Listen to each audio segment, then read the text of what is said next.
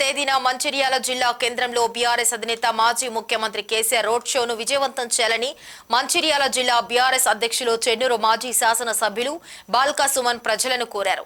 మంచిర్యాల జిల్లా కేంద్రంలోని మంచిర్యాల మాజీ ఎమ్మెల్యే దివాకర్ రావు నివాసంలో ఏర్పాటు చేసిన మీడియా సమావేశంలో ఆయన పాల్గొన్నారు. సందర్భంగా బాల్కా సుమన్ మాట్లాడుతూ మే 4వ తేదీన సాయంత్రం 5 గంటలకు మాజీ ముఖ్యమంత్రి కేసీఆర్ పార్లమెంట్ ఎన్నికల్లో భాగంగా మంచిర్యాల పట్టణంలోని ఐబీ చౌరస్తాలో పెద్దపల్లి పార్లమెంటు బీఆర్ఎస్ అభ్యర్థి కొప్పుల ఈశ్వర్ గారికి మద్దతుగా రోడ్ షో నిర్వహించనున్నారని అన్నారు.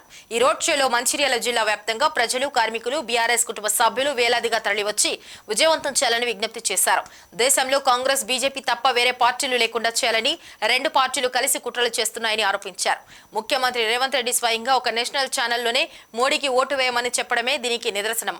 కాంగ్రెస్, బీజేపీ రెండు పార్టీలు లోపాయికారి ఒప్పందంతోనే ఎన్నికల ప్రచారం నిర్వహిస్తున్నారని తెలిపారు. స్వయంగా రేవంత్ రెడ్డి నిస్సిగ్గుగా బహిరంగంగానే బీజేపీకి ఓటు వేయమని ప్రచారం చేస్తున్నారని మండిపడ్డారు. ఇందులో భాగంగానే తెలంగాణలో వచ్చే పార్లమెంట్ ఎన్నికల్లో బీజేపీ అభ్యర్థులు గెలవాలని, కాంగ్రెస్ తరపున బలహీనమైన అభ్యర్థులను బరిలోకి నిలపారని విమర్శించారు.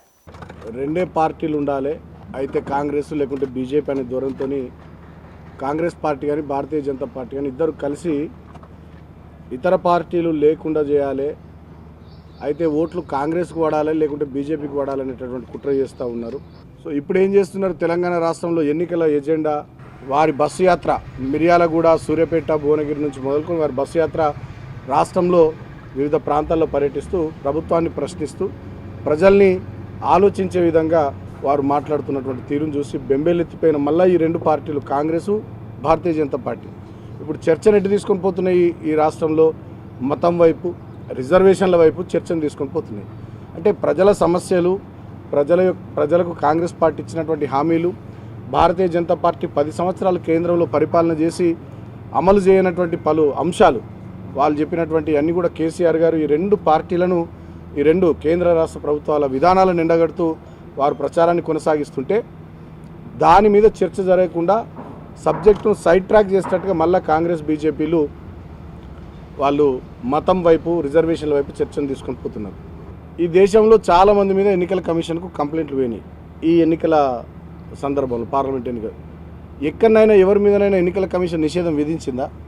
ఒక ఉద్యమ నాయకుడు, డిప్యూటీ స్పీకర్గా, రాష్ట్రంలో మంత్రిగా, కేంద్రంలో మంత్రిగా, పార్లమెంట్ సభ్యుడిగా, అదేవిధంగా ఇక్కడ ముఖ్యమంత్రిగా 2 టర్ములు 10 సంవత్సరాలు పనిచేసినటువంటి కేసీఆర్ గారి మీద 48 గంటల పాటు నిషేధం విధించింది ఈసీ.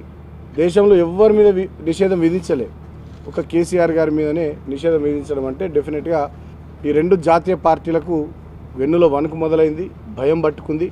అందుకనే వాళ్ళు ఎన్నికల కమిషన్కు కేసీఆర్ గారి మీద కంప్లైంట్ ఇచ్చి కావాలని చెప్పి ఎన్నికల కమిషన్ ద్వారా కేంద్ర ప్రభుత్వం ఈ రకమైనటువంటి కథ చేసిందని చెప్పి ప్రజలంతా కూడా భావిస్తూ ఉన్నారు.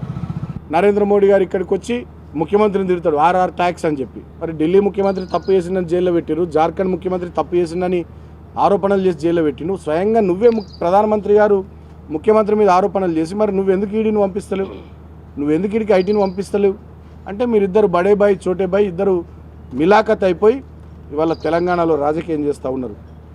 అసెంబ్లీ ఎన్నికలప్పుడు నా మీద ఇసుక దందా అని ఆరోపణలు చేశారు. నిజంగా అక్కడ ఉండే చెన్నూరు నియోజకవర్గంలో 8-9 ఇసుక క్వారీలు ఉన్నాయి. అవి టీఎస్ఎండీ ఆధ్వర్యంలో నడుస్తాయి. ఆ రెవెన్యూ కూడా నాకు తెలియదు, ఎవరికి వచ్చినా కూడా తెలియదు, రాష్ట్ర ప్రభుత్వానికి ఆదాయం పోతుంది. నిజంగానే ఆ ఇసుక దందా నేనే చేస్తే మరి 4 నెలల్లో నేను ఓడిపోయాను ఎమ్మెల్యేగా. మా ప్రభుత్వం లేదు, కేసీఆర్ గారు కూడా ముఖ్యమంత్రి లేరు. మళ్ళీ ఇంకా అవే క్వారీలు ఎందుకు నడుస్తున్నాయి, అవే లారీలు ఎందుకు తిరుగుతున్నాయి? బాల్క సుమన్య అయితే బంద్ కావాలి కదా, బీఆర్ఎస్ వాళ్ళే అయితే బంద్ కావాలి కదా, ఎందుకు నడుస్తున్నాయి? ఇంకొక విషయం మీకు త్వరలో జీవో బయట పెట్టబోతా ఉన్నాను నేను. 10 లక్షల క్యూబిక్ మీటర్ల ఇసుక ఎక్స్కవేషన్కు ప్రభుత్వం ఆర్డర్లు ఇవ్వబోతుంది. ఇదే ప్రాంతంలో ఇదే వివేక్ గారు వాళ్ళ పార్టీ నాయకులు వాళ్ళ మనుషులు పైరవి చేసుకొని ముఖ్యమంత్రి దగ్గర 10 లక్షల క్యూబిక్ మీటర్ల ఇసుక అన్నారము, సుందిల్లా, మేడిగడ్డ 74-75 ఉంటే మా ఇంద్రకరణ్ రెడ్డి గారికి ఈ టైంలో కాంగ్రెస్ పార్టీలకు పోయి చేసేది ఏముంటుంది? ఇంత మంచిగా నిన్ను ఆదరించి హక్కునే చేర్చుకొని 2 టర్ములు ఎంతోమంది మీద దీంట్లో మొదటి నుంచి పార్టీ పుట్టినాటి నుంచి పనిచేసిన వాళ్ళకు మాకు మంత్రులకు అవకాశాలు రాలే, ఎంతోమందికి రాలే, సీనియర్లకు రాలే, మొదటి నుంచి ఆ కుటుంబంతో సన్నిహితంగా ఉన్న వాళ్ళకి రాలే. ఇవాళ నీకు ఒక అవకాశం వచ్చింది. ఇవాళ తల్లి పాలు తాగి రొమ్ము గుద్దేటట్టుగా, ఇవాళ తిన్నింటి వాసాలు లెక్క పెట్టేటట్టుగా ఇంద్రకరణ్ రెడ్డి గారు చేసినటువంటి చర్య చాలా దుర్మార్గం. ఆయనకు తగిన రీతిలో బుద్ధి చెప్పాలి నిర్మల్ అసెంబ్లీ నియోజకవర్గ ప్రజలు. ఆయన ఏ కాంగ్రెస్ పార్టీలోకి పోయిండో ఆ కాంగ్రెస్ పార్టీని నిజంగా నామమాత్రంగా ఆ పార్టీకి అక్కడ ఓట్లు వచ్చేటట్టుగా ప్రజలు చర్యలు తీసుకోవాలి. ఇంద్రకరణ్ రెడ్డి లాంటి వాళ్ళు ఇటువంటి వెన్నుపోట్లు ఓడడం, definitely this is back stabbing. ఇలాంటి వెన్నుపోట్లు ఓడడం ప్రజలు చూస్తూ సహించరు. ఈ నిర్ణయంతో ఆయన రాజకీయ జీవితానికి ఆయనను సమాధి చేసుకున్నాడు. ప్రజలందరూ కూడా, జిల్లా ప్రజలందరూ కూడా విజ్ఞప్తి, ఎల్లుండి 4వ తేదీ నాడు కేసీఆర్ గారి రోడ్ షో ఉంది మంచిర్యాలలో, ఐబీ చౌరస్తాలో, అంబేద్కర్ చౌక్ దగ్గర. సో కేసీఆర్ గారు సాయంత్రం 5 నుండి 5:30 గంటల మధ్యలో రాబోతూ ఉన్నారు. దయచేసి ఆ కార్యక్రమాన్ని విజయవంతం చేయడానికి మొత్తం జిల్లా వ్యాప్తంగా పెద్ద ఎత్తున ప్రజలంతా తరలి రావాల్సిందిగా, కేసీఆర్ గారి రోడ్ షో కార్యక్రమాన్ని విజయవంతం చేయాల్సిందిగా నేను హృదయపూర్వకంగా పేరు పేరున విజ్ఞప్తి చేస్తూ ఉన్నా. ఈ సాగుదల కల్లా పోయి చేసేది ఏమున్నది నాకు అర్థం కాదు. 74, 75 ఉంటే మా ఇంద్రకరణ్ రెడ్డి గారికి ఈ టైంలో ఆ కాంగ్రెస్ పార్టీలో పోయి చేసేది ఏముంటుంది?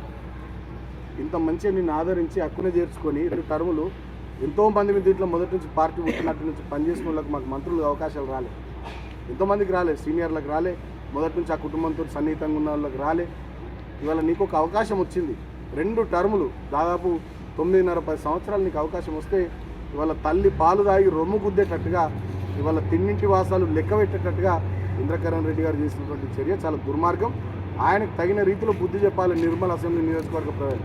ఆయన ఏ కాంగ్రెస్ పార్టీలోకి పోయిండో ఆ కాంగ్రెస్ పార్టీని నిజంగా నామమాత్రంగా ఆ పార్టీకి అక్కడ ఓట్లు వచ్చేటట్టుగా ప్రజలు చర్యలు తీసుకోవాలి. ఆదిలాబాద్ పార్లమెంట్ సీట్ మీద డెఫినెట్గా ప్రభావం పడుతుంది. పెద్దపల్లి పార్లమెంట్ సీట్ మీద కూడా డెఫినెట్గా ప్రభావం పడుతుంది. కాంగ్రెస్ పార్టీ ఇటువంటి వాళ్ళందరినీ కూడా కాంగ్రెస్ పార్టీ చేర్చుకోవడం ద్వారా కాంగ్రెస్ పార్టీ వాళ్ళ మలినమైపోతుంది. నిజమైన కాంగ్రెస్ పార్టీ కార్యకర్తలు, జెండాలు మోసిన వాళ్ళు, చెప్పులు అరిగేలు అది తిరిగిన వాళ్ళు, పార్టీ కోసం 10 ఏళ్ళు ప్రతిపక్షంలో ఉన్నప్పుడు కష్టపడ్డోళ్ళు, వాళ్ళ హృదయాలు ఇవాళ నిజంగా బాధపడుతున్నాయి. ఇది కరెక్ట్ పద్ధతి కాదని చెప్పి వాళ్ళంతా ఎంతో ఆవేదన చెందుతున్నారు. కాబట్టి డెఫినెట్గా ఐక్యరెడ్డి గారు తీసుకున్నటువంటి నిర్ణయం చాలా తప్పుడు నిర్ణయం. దానికి తగిన రీతిలో ప్రజలే ఆయనకు జవాబు చెప్తారు. ఎందుకంటే ప్రజలు ఇటువంటి సహించరు. నేను ఒక ఉదాహరణ చెప్తున్నా. ఇవాళ 4 సీట్లలో మా పార్టీ వాళ్ళని తీసుకొని పోయి క్యాండిడేట్లకు పెట్టిన రేవంత్ రెడ్డి. ఈ 4 చోట్ల కాంగ్రెస్ పార్టీ 3rd ప్లేస్ పోతుందని సునీల్ కనుగోలు టీం సర్వే చెప్తా ఉంది. దాని ఇంపాక్ట్ రాష్ట్రమంతా కూడా పడుతున్నది ఈ 4 అభ్యర్థులు పెట్టడం వల్ల. మల్కాజ్గిరిలో సునీత మహేందర్ రెడ్డి గారు, సికింద్రాబాద్లో దానం నాగేందర్ గారు, చేవెళ్లలో రంజిత్ రెడ్డి గారు, వరంగల్లో కడియం కావ్య గారు, ఈ 4 మా పార్టీ నుంచి తీసుకొని పోయి కాంగ్రెస్ పార్టీ ఎంపీ అభ్యర్థులుగా పెట్టడం వల్ల ఆ 4 నియోజకవర్గాల్లో 3rd ప్లేస్ పోతూ రాష్ట్రమంతా కూడా కాంగ్రెస్ పార్టీని ముంచుతున్నారని సునీల్ కనుగోలు టీం ఒక సర్వే రిపోర్టు రేవంత్ రెడ్డికి మొన్న 3 రోజుల కింద ఇచ్చింది.